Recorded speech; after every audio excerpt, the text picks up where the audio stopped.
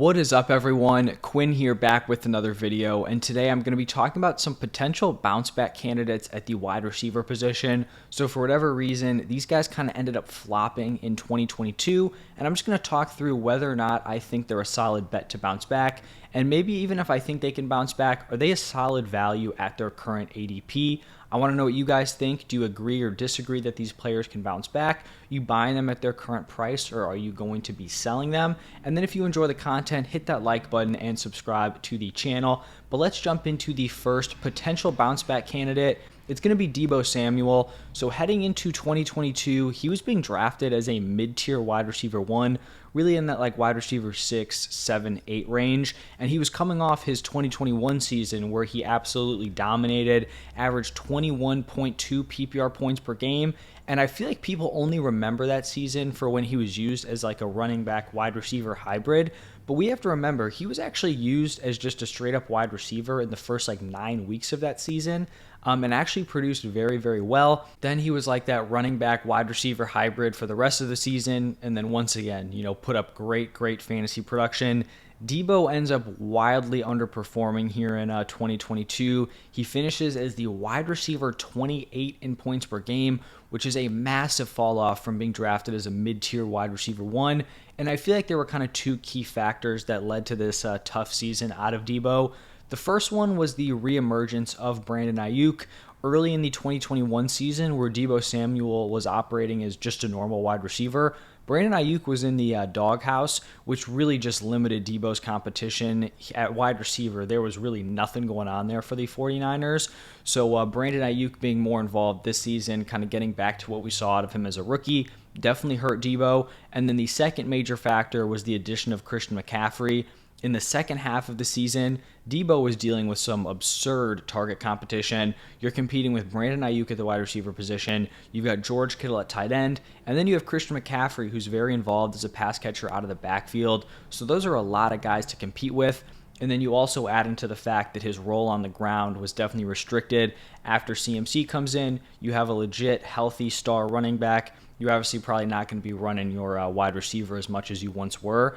So I would anticipate Deebo Samuel improving on his 2022 season. He'll probably get some like positive touchdown regression. And then I also think his catch rate just has to go up. This was honestly like the craziest thing probably in this video to me. Deebo Samuel had an ADOT of 4.2, which is wildly low. And he was bringing in less than 60% of his targets. Like, I don't even know how that ends up happening. So I do think he's going to bounce back here. I think he kind of has to, just given his talent. This is going to be a good offense. But right now on Underdog, he's being drafted as the wide receiver 16 in the 3rd round. I can't get that high with him. I haven't gone through my full top 24 wide receivers for ADP, but I feel like he honestly might end up towards the back end of the top 24. And this could be a situation where he's so talented, but there's just so much else, going on around him that it may just hurt his overall ceiling. But just looking at all these other weapons, like, what is his ceiling in this offense? Is he going to be a top 12 wide receiver? I don't know. And I also just feel like he's not that safe of an option because we just saw him flop last season. And actually, after the Christian McCaffrey trade, Brandon Ayuk ended up averaging more points per game than Deebo Samuel. So if you want a piece of the wide receivers from this offense, I would just wait a few rounds and snag Brandon Ayuk instead of trying to reach for a guy like Deebo Samuel. So I think he'll bounce back in the sense that he'll improve on his 2022 season, but I'm not interested in him at his current ADP. Now, the next potential bounce back candidate is going to be DJ Moore. He was actually drafted as like a mid to high end wide receiver 2 heading into the 2022 season.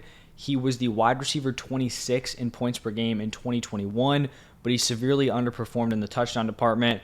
Only 4 touchdowns in 17 games. So heading into 2022, I don't think DJ Moore was viewed as like a high upside pick. He had just been a guy that was very consistent for 3 years in a row and very consistent in bad situations. There was some upside that Baker Mayfield could potentially like unlock some ceiling for DJ Moore. If I remember correctly, I was not super in on Moore last season just because I was worried about the lack of upside. Like, I felt like if you were drafting someone as a mid to high end wide receiver 2, you want to see some potential for them to be a top 12 wide receiver on the season. Unfortunately, in 2022, he was not able to overcome another bad situation, was the wide receiver 33 in points per game, and he did end up putting together some big games like towards the end of the season. But I mean, if you guys remember, if you had more on your roster, he was pretty much unplayable for a large chunk of the season. Now he is in a completely different spot heading into the 2023 season. He gets traded to the Bears, lined up obviously as their clear-cut wide receiver one. And I kind of feel like DJ Moore has been very polarizing. Like, I think there's two kind of major camps here. The first take with DJ Moore is that he's going to be a bust because Justin Fields is not a good passer. He's not going to thrive here with the Bears. And then the second take, which is way more optimistic, is that Moore is going to boom. He's going to have like that Josh Allen, Diggs, Jalen Hurts, A.J. Brown situation where you have kind of a younger developing quarterback. They get their wide receiver one, and then both those guys just benefit like crazy. Now, is it possible that Justin Fields never comes around as a solid passer? Sure, I think it's possible. But in my opinion, like people who are making that call already, like it is way too early for that. Like you name me the quarterbacks that are going to be successful throwing to the weapons the Bears had last year behind that offensive line. Equanimeous St. Brown started 16 games for the Bears. Dante Pettis started 7. Byron Pringle started 4. Like there are so few quarterbacks who are going to look even okay in this offense. These guys would be wide receiver 5 or 6s on most rosters. Some of these guys probably wouldn't even be in the NFL if they weren't on the Bears roster last season. Cole Kmet was the Bears' leading pass catcher. And I just think in general, this is an offensive situation that would have just sunk most quarterback prospects, just would have made them look so terrible you think they were nothing. Fields kind of ends up pivoting his play style, ends up kind of just soloing these defenses by using his legs, and it seems like he's kind of getting penalized for it. Like he maximized his rushing ability. I just don't really see he's done, he can't pass.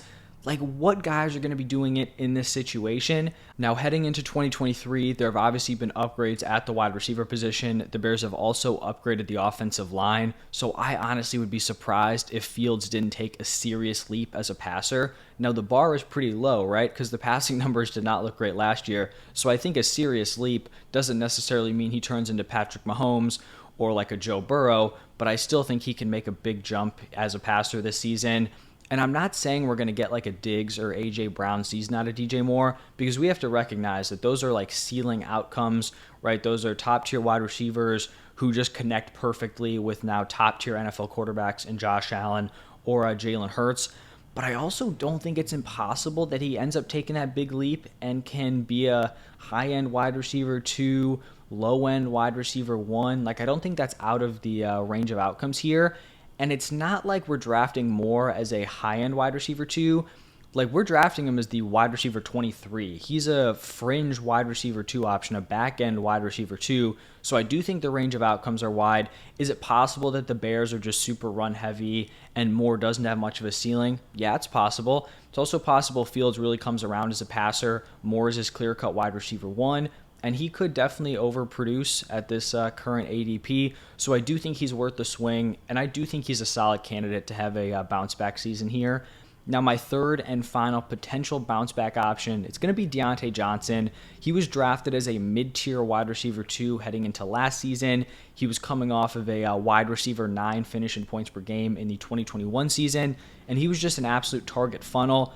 10.6 targets per game, number 2 in total targets on the season, number 4 in target share. He produced as a wide receiver 1 and only scored 8 touchdowns, so it's not like he saw a boom in that area. Unfortunately, in 2022, I talked about how I wasn't in on Moore last year. I was very in on Diontae Johnson, and that did not pan out. 2022, he was the wide receiver 41 in points per game, and I mean, there was one kind of clear, glaring issue for Diontae Johnson, and that was the touchdowns. In 17 games and 147 targets, he didn't score 1 touchdown. If Diontae even scores 3 touchdowns, he's sitting right there in like the DJ Moore range as like a back-end wide receiver 3, which still would have been disappointing, but that would have been like a low touchdown season. So I honestly don't understand how Diontae Johnson wouldn't bounce back from this season. For 3 straight years, he has proven that he is elite at commanding targets. 9.6 targets per game in 2020, 10.6 targets per game in 2021, and then 8.6 this past season. I think the Steelers' passing attack is basically guaranteed to improve here heading into 2023. And then over 17 games, this Steelers passing attack had 12 total touchdowns. That is unbelievably bad. They also only average 215 passing yards per game. So Diontae being drafted currently as the wide receiver 38 is wild. Like, we saw this dude finish as the wide receiver 41 in points per game in a terrible offense, a terrible passing attack, where he was still able to command a really solid number of targets, but didn't score one touchdown. And now he's being drafted as if like that's like his baseline production. Like, that was his basement floor we saw last year, at least in my opinion. And that's where he's basically going this season. So I will be very in on Diontae Johnson. I firmly believe that Diontae should be picked ahead of George Pickens.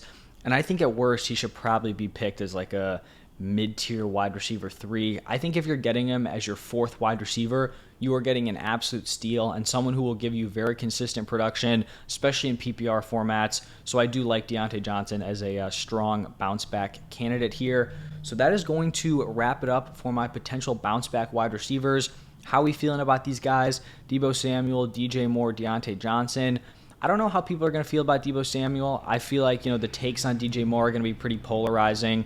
And I think Diontae, who knows? But let me know down below. If you stayed all the way through the end, thank you. I appreciate it. If you didn't check out my bounce back running backs, that video is already up on my channel, so go check that one out. But thank you all again, and I will see you in the next one.